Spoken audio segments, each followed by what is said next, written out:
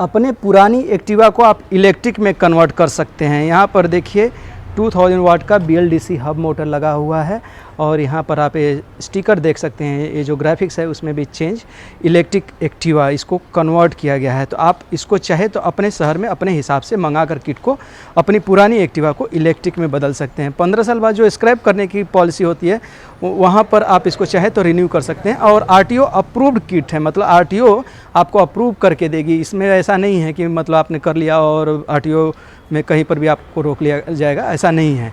तो 2000 वाट का यहाँ पर BLDC हब मोटर मिल रहा है और बैटरी यहाँ पर देख लीजिए लिथियम आयन बैटरी है 72 वोल्ट की और इसमें सेंसर लगे हुए हैं, तो इसके जलने और गर्म होने फटने के चांसेस जो हैं वो नहीं होंगे। और इसके मोटर और बाकी सारे जो किट हैं उसका जो प्राइस है ये आपको पे करना पड़ेगा 20,000 रुपीज़। और इसका जो बैटरी है इसका प्राइस आपको पे करना पड़ेगा 30,000। और बैटरी में यहाँ पर आपको 4 वेरिएंट मिल जाते हैं, 30, 40 और ऐसे करके 80,000 तक इसका प्राइस जाता है। और 30,000 वाले बैटरी को यदि आप यूज़ करते हैं तो आपको 60 किलोमीटर का रेंज मिलेगा और ऐसे यदि 80,000 वाले में जाते हैं तो आपको 200 किलोमीटर का रेंज मिलेगा। तो आपको कितना रेंज चाहिए उसके हिसाब से आपको बैटरी जो है वो बदलनी पड़ेगी। और इसका मैंने आप लोगों को प्राइस बता दिया। और जो चार्जर है उसका 5600 प्राइस है और सारे पर आपको पे करना पड़ेगा लगभग 18% के आसपास GST।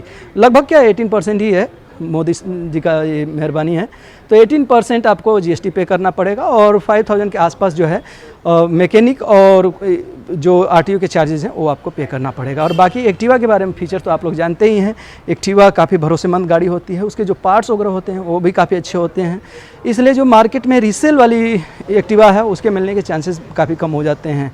और अभी बात भी हो रहा था यहाँ के ऑनर से, तो बोल रहे थे कि एक्टिवा एक्चुअली हमें अवेलेबल ही नहीं हो पाती, हम इतना कोशिश करते हैं फिर भी हमें मिल नहीं पाती है। तो यदि आपके पास है या कहीं से आप जुगाड़ कर सकते हैं, ख़रीद सकते हैं पुरानी वाली, तो आप उसको इलेक्ट्रिक में कन्वर्ट करके आप उसको इंजॉय कर सकते हैं। मतलब टोटल लगभग 70,000 के आसपास 65-70,000 के आसपास कॉस्ट आएगा और उस कॉस्ट में आप चाहे तो फिर से एक्टिवा को इलेक्ट्रिक में लेकर करवा के यूज कर सकते हैं। और कितना फिजिबल है क्या है वो सारी चीज़ें तो आप लोग जानते हैं, अपने हिसाब से आप कैलकुलेट कर लीजिए।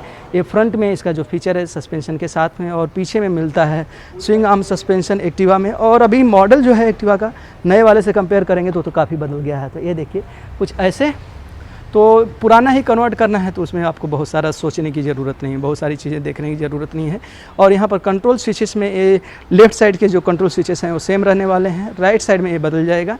यहाँ पर जो की है ये तो सेम टू सेम ही है, इसको स्टार्ट करने के लिए इसी का इस्तेमाल करना होगा। और यहाँ पर मीटर कंसोल में एक फीचर ऐड हो गया है, यहाँ पर बैटरी का जो कंडीशन है वो आपको पता चलेगा, मतलब बैटरी का जो वोल्टेज है वो कितना है ये आपको यहाँ से पता चल जाएगा। और बाकी ओडोमीटर में स्पीडोमीटर, इसका जो ओडोमीटर है, स्पीडोमीटर है, ये सब सेम है। लेफ़्ट राइट का इंडिकेटर और जो इसका अपर डिपर है हेडलैम्प का वो सब कॉमन रहने वाला है। तो यहाँ पर देखिए, और सीट वगैरह भी एक्टिवा की जो है वो काफ़ी अच्छी ही होती है। तो ये सारा डिटेल है इस बाइक के बारे में। और शोरूम का नाम है, मतलब इस कंपनी का नाम है गोगो वन। आप वेबसाइट पर विजिट कर लीजिए और बाकी सारे इन्फॉर्मेशन जो है वो आपको डिटेल में पता चल जाएगा। और यहाँ पर कॉल भी कर लीजिए यदि आपको कोई एडिशनल इन्फॉर्मेशन चाहिए, तो वो सब कुछ के लिए ये लोग आपका हेल्प करेंगे। इनका कस्टमर केयर नंबर है वो आप वेबसाइट से ले लीजिए। मिलते हैं नेक्स्ट वीडियो में। Thank you, bye bye.